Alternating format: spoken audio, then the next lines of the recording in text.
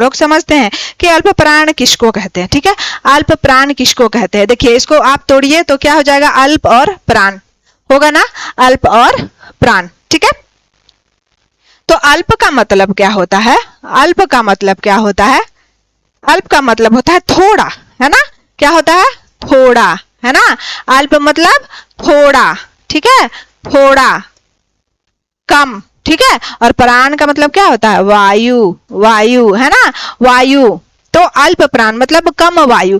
तो जिस वर्ण का उच्चारण में मुख से कम वायु निकले, ठीक है, कम वायु निकले, उसे क्या कहते हैं, अल्प प्राण कहते हैं। ठीक है, या इसको हम लोग नागपुरी में लिख सकते हैं कि जेकर उच्चारण, जोन वर्ण कर उच्चारण, जोन वर्ण कर उच्चारण, कर उच्चारण अलगठे मतलब आसानी से। ठीक है, अलगठे, अलगठे। ठीक है, ब्रैकेट में आसानी लिख दे रहे हैं क्योंकि अलगठे शब्द जो है वो बहुतों को समझ में नहीं आएगा। ठीक है, आसानी। ठीक है, अलगठे हो जाएला, हो जाएला,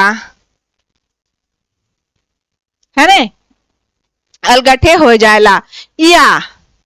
या जेकर उच्चारण में, जेकर उच्चारण में, उच्चारण में,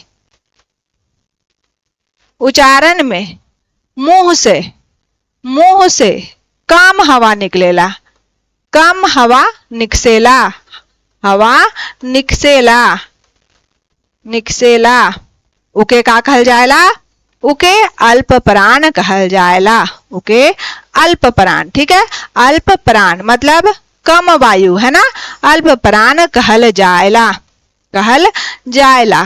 ठीक है, अल्प प्राण समझ गए कि अल्प मतलब कम, याद रखना है, प्राण मतलब वायु, जिसके उच्चारण में मुख से कम वायु निकले या जिसका उच्चारण आसानी से हो जाए, है ना, वो क्या होता है, अल्प प्राण होता है। तो वर्णमाला का पहला, तीसरा और पांचवा अक्षर जो होता है वो क्या होता है, अल्प प्राण होता है। ठीक है।